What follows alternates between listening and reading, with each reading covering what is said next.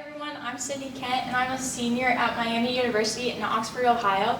I study environmental earth science, geography, and sustainability, and today I'm going to be talking about keeping it fresh, understanding the influence of surface mineralogy on groundwater quality within volcanic aquifer systems. So, the passion behind the project, we recently celebrated the Clean Water Act, 50 years of it in 2022, which established the right to individuals to have clean and safe drinking water. This is becoming more and more difficult as time goes on with climate change, creating situations as seen in this photo. This is Yakima Valley, and it's currently experiencing a drought, and that's in the Pacific Northwest, which is my study area. So I want to shed light on groundwater management issues to hopefully provide individuals with clean drinking water. So, my research question is, how does the Columbia Plateau's basaltic composition influence water quality? So, this is the Columbia Plateau. It's 100,000 square miles of land, primarily residing in Washington, but is also present in Oregon and Idaho. This is also a three-dimensional diagram showing groundwater flow, which is these arrows right here, as well as basalt in the brown.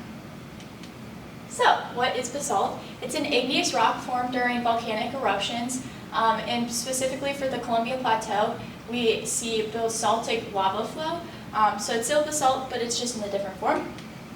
For an aquifer, this is the storage of groundwater, mainly due from the infiltration of water, such as water bodies like lakes and streams, but also from rain. So, within the Columbia Plateau, we see a strong presence of agriculture, and this can be a little bit of an issue because we see overpumping associated with the demand of agriculture within the area. So this is an example. This is a 1,500-foot well, and it's basalt, and it's located within this plateau. And we can see over time, the depth to water is actually decreasing drastically, which can be an issue for future water use. So, what is overpumping? Overpumping can lead to high concentrations of contaminants within the groundwater, and we can see this in a cone of depression due to the drawdown. So if we're not getting enough recharge, this can cause issues with pulling safe drinking groundwater. So, previous research. The U.S. Geological Survey, or USGS, in 2020 wanted to look at the water quality of these wells within the Columbia Plateau.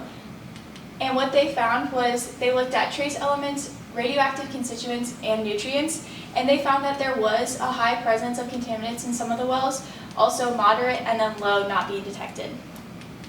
So, I wanted to focus primarily on lithium and radon-222. Lithium can have health effects with fatigue, renal issues, weakness, and tremors. And then radon-222 has a strong correlation with cancers. So, my data and instruments. So these are the established health benchmarks that the USGS 2020 study that I just showed you looked at, and I'm specifically looking at lithium and radon-222.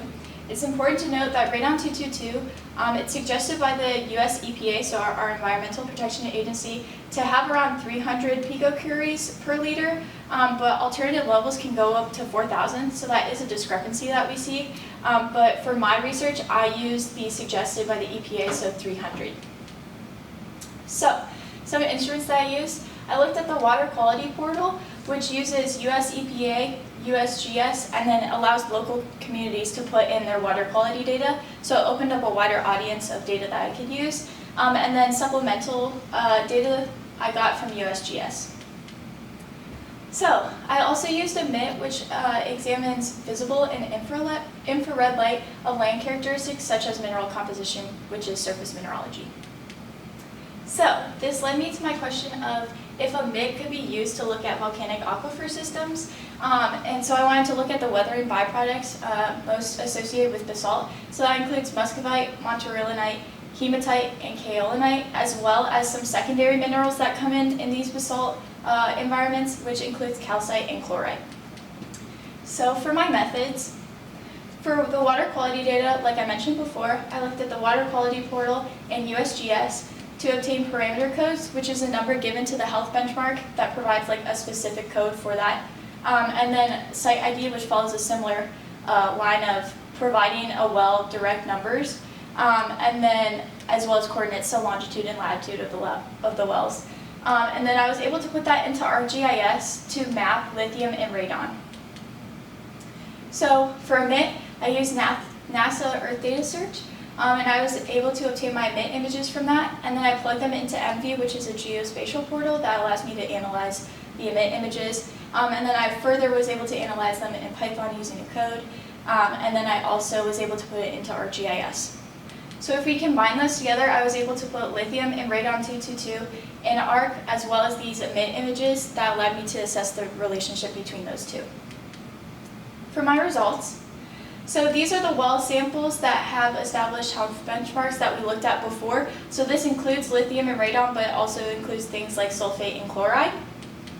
If we wanted to look at just lithium, we see that we have less samples than before, and I overlaid my emit images on there, and then as well I characterized the lithium values. So low is going to be 0 to half of that benchmark, which would be 5, and then moderate is 5 to 10, which is that top benchmark, and then 10 or above shows high contamination. I did the same for radon, and we see even less wells were tested for radon, and again we characterized it by low, moderate, high.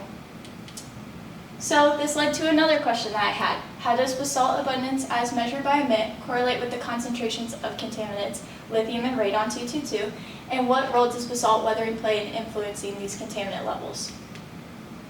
So I wanted to zoom in on emit image 2 because when looking at the emit image and assessing it in Python, I saw that it had a high presence of fresh and weathered basalt. So I thought it would be a good example to look at the presence of that within this area. And these are the spectral abundance, which is the amount of basalt within a given pixel as a percentage. So what I did for this is these are wells of radium and lithium, and what I did was I took a 1 kilometer buffer and then looked at the spectral abundance within each of those buffers. So I graphed it. So we're looking at basalt band depth, which is similar to spectral abundance. And then I looked at lithium as well. And what we see is for fresh basalt, we see a positive correlation. So as band depth goes up, so the amount of basalt, lithium goes up as well. And we have an R-squared value of 0.38. And then for weathered basalt, we see a weaker correlation between those. So it's still positive. And it's important to note that this right here is an outlier. So if we were to take that out, we would still have a strong correlation between the two. And then if we look at radon-222, again, we don't have a lot of data with radon-222 because lithium and radon-222 are inconsistently measured for every well. But we do see a negative correlation between weathered basalt and radon-222, but we still see a positive correlation for fresh. So this led to another question. Can emit effectively detect significant abundances of secondary minerals associated with basalt aquifer systems? So, this is a histogram. So we see spectral abundance again, as well as pixel count, and this is for emit image 1. And as we can see, we have a presence of calcite, hematite, muscovite, and then monterillonite, and up over here, although you can't see it, there is a high spectral abundance of chlorite as well. And the continuation of calcite and chlorite being like a high presence is present throughout all three of these emit images. So again, we see high amounts of calcite, chlorite, and then we still see a presence of monterillonite, hematite, and muscovite. Again, this one is pretty prevalent as well with calcite, hematite, muscovite, and monterillonite. So, implications. Going back to that slide that I showed you before, we can see that emit does show presences of basalt weathering products, as well as these secondary minerals that come into play after basalt. So, further emit use with groundwater data. So emit may be able to be used to identify basalt weathering products as well as these secondary minerals. It was released, the data was released in 2023, meaning it's currently in the process of being updated. So I'm hoping that as time goes on, I'll have more data to look at. And then I'm hoping to analyze additional regions within the Columbia Plateau. On a larger scale with the lithium and radon-222, lithium is not currently being regulated in our drinking water, and lithium and radon are inconsistently reported in wells, and this leads to contamination that can go unnoticed and can be harmful to human health. So it's important that we get regulations to be established along with consistent testing of these wells. these are my acknowledgements. Thank you, Dan. Thank you, Megan. And thank you, Land Group. You have been amazing. Love you all.